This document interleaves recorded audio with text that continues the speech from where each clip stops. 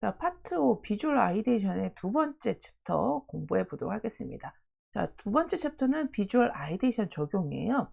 우리가 앞에서 배웠던 비주얼 아이디에이션 구상과 전개에서 아이디어 스케치를 통해서 아이디어를 여러 가지 방안으로 뽑아냈다면 이걸 어떻게 적용시키느냐, 이걸 다루는 게 이 두 번째 챕터의 내용입니다. 첫 번째는 아이디어 적용에 대한 부분, 두 번째 아이디어 스케치를 적용하는 거, 세 번째는 비주얼 방향을 적용하는, 이렇게 세 가지로 또 우리가 구분지어서 이야기해 볼 수 있겠는데요. 제일 첫 번째는 아이디어 적용에 대한 부분부터 우리가 살펴보도록 하겠습니다. 자, 아이디어 적용은 그렇게 내용이 많지는 않아요. 그렇지만 어떻게 보면은 지금 앞으로 나갈 방향에 대한 개략적인 내용이기 때문에 여러분들이 조금 꼼꼼하게 봐주시고요. 내용은 간단하지만 그 중에 들어가는 내용들, 핵심적인 단어들은 좀 외워두시면 좋을 것 같습니다. 자, 첫 번째, 아이디에이션 구체화 방법에 대한 부분부터 보겠습니다.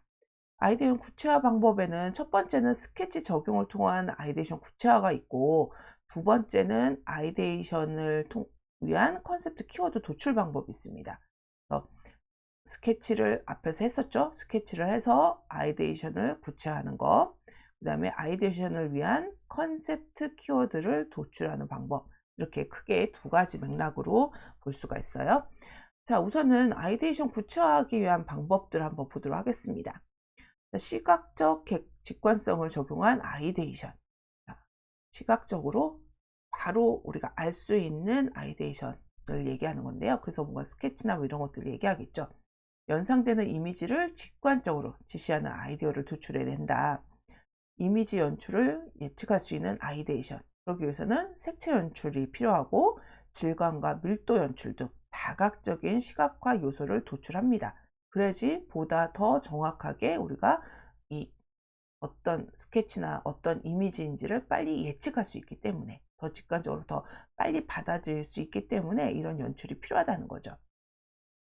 세 번째는 콘텐츠의 정보 체계 및 위계를 시각화할 수 있는 아이디에이션. 이 정보 체계와 위계 같은 것도 어떻게 보면 되게 중요한 요소예요. 우리가 디자인을 하다 보면은 여기 이 주어진 공간 안에 이것저것 막 담아서 사람들한테 알리고 싶은 내용들이 많이 있어요. 근데 그 안에서도 무엇이 중요한지, 좀 덜 중요한지, 중요도를 알게 되고, 사람들이 우리가 무슨 식당에 가면 코스 요리라고 있잖아요. 그것처럼 디자인도 코스가 있는 거야.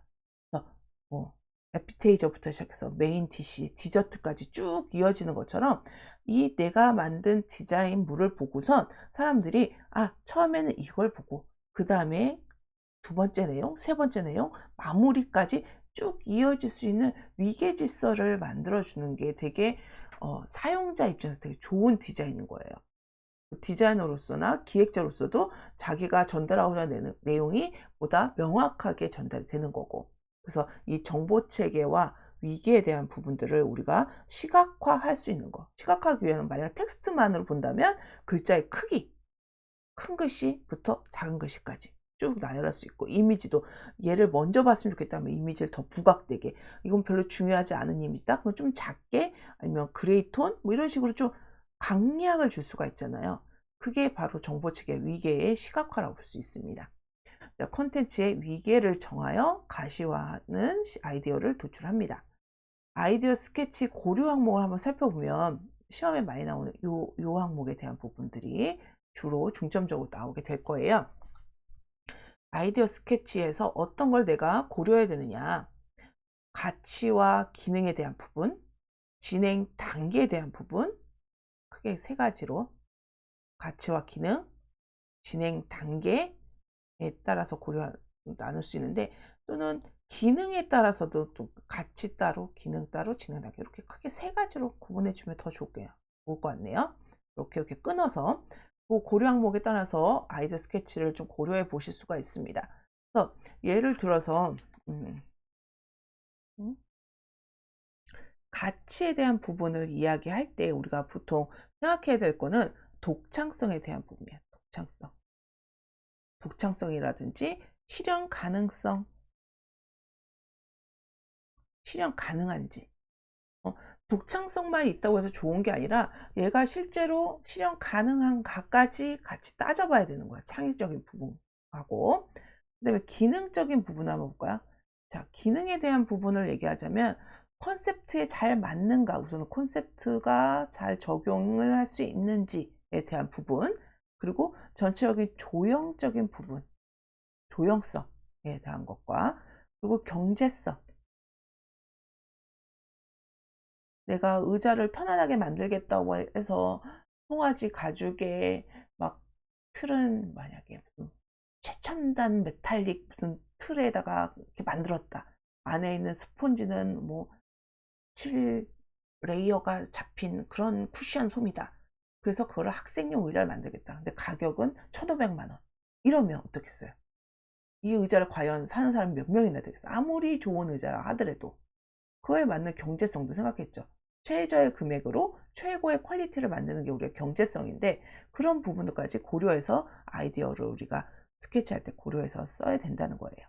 또 진행 단계에 대한 부분에서는 컨셉트에 맞게 아이디어를 선정하고 컨셉트에 맞는 스케치를 전개하고 디자인 개발 목적에 맞게끔 컨셉트를 설정하고 트렌드에 맞는 비주얼을 전개시키고 컨셉트를 위한 아이디어 스케치의 일관성 있는 전개를 해야 된다는 거. 이런 일관성에 대한 부분들, 목적성에 대한 부분들에 대한 부분들을 고려해서 진행 단계에 맞게끔 아이디어 스케치를 해 나가야 된다는 걸 볼 수 있습니다.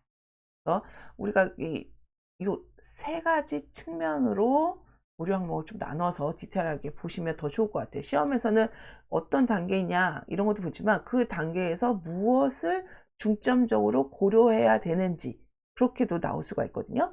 그래서 그런 부분들까지 여러분들 같이 공부해 주시면 좋겠습니다.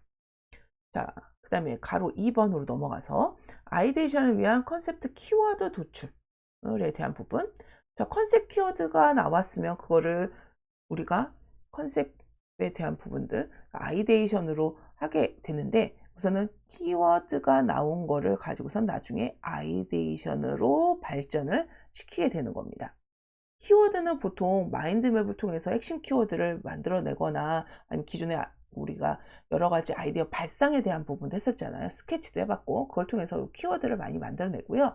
뭐 브랜드 퍼스널리티가 있다면 그거에 따른 에센스 키워드가 있을 거예요. 그거에 대한 키워드가 생길 것이고, 관련 시장의 트렌드 조사를 통해서 키워드가 또 만들어지는 경우들이 있습니다. 아이데이션 같은 경우는 키워드를 직접적으로 시각화하는 거, 키워드를 직접적으로 시각화하는 게 바로 아이데이션이에요. 아이데이션 뭐지? 아이디어인가? 그럼 조금 구분해서 봐주시면 좋을 것 같아요. 아이데이션은 뭐다?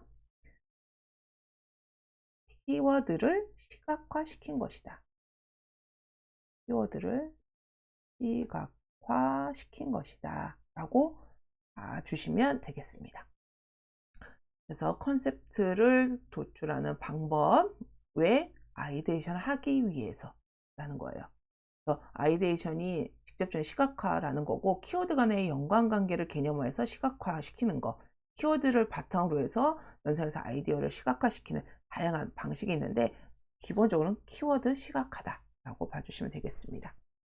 자, 그러면 키워드가 잘 뽑아지려면 컨셉트를 어떻게 정리하고 그 중에 핵심적인 것들 키워드만 도출을 시킬 것인가, 쏙쏙쏙쏙 우리 깔때기에 뽑아서 키워드들을 만들어내야겠죠. 자, 마인드맵을 통한 핵심 키워드, 우리 마인드맵 많이 해봤을까요? 이렇게 이 안에 만약에 뭐 있을까? 나무가 있다. 나무 하면은 나뭇잎, 계절, 뭐 있을까?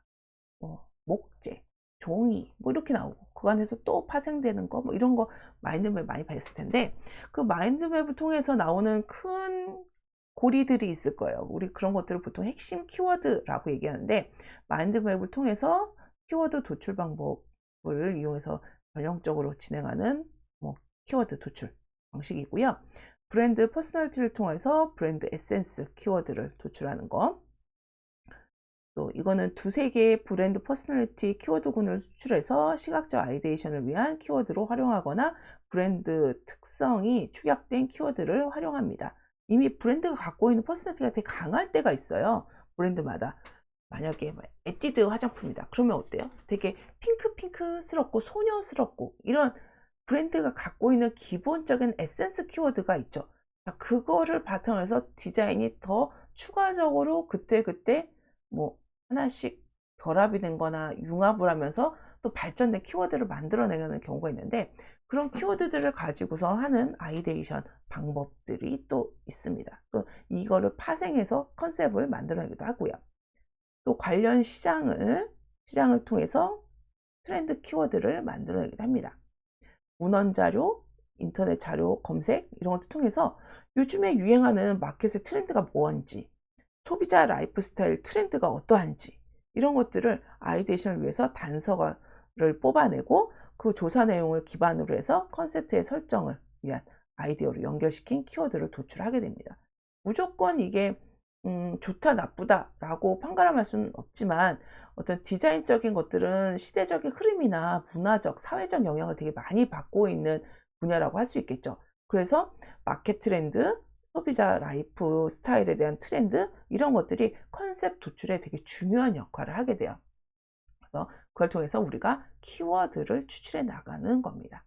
그리고 브랜드 퍼스널리티를 통해서 브랜드 키워드 하거나 이런 라이프 스타일이나 이런 것들 뽑아낼 때 우리가 또 알고 있으면 좋은 용어 중에 하나가 FGI나 FGD를 통해서 이런 키워드 도출도 많이 하고 있거든요. 브랜드에 대한 사람들의 인식도, 마켓에 대한 인식도, 소비자에 대한 인식도를 이렇게 좀 할 때 포커스 그룹을 두고선 인터뷰를 하거나 포커스 그룹을 두고선 면접을 보는 형태로, 그래서 뭐 포커스 그룹 디스커션, 포커스 그룹 인터뷰 이렇게 해가지고 그런 방식을 요즘에 최근에는 되게 많이 쓰고 있어요. 예전처럼 포괄적인 많은 사람들 놓고선 뭐 설문조사 이런 것들은 요즘에는 정량조사 그렇게 좋은 방식이다라고 좀 위험한 말이긴 하지만 방식이라고 보기보다는 요즘에는 이렇게 포커스 그룹, 가장 핵심적인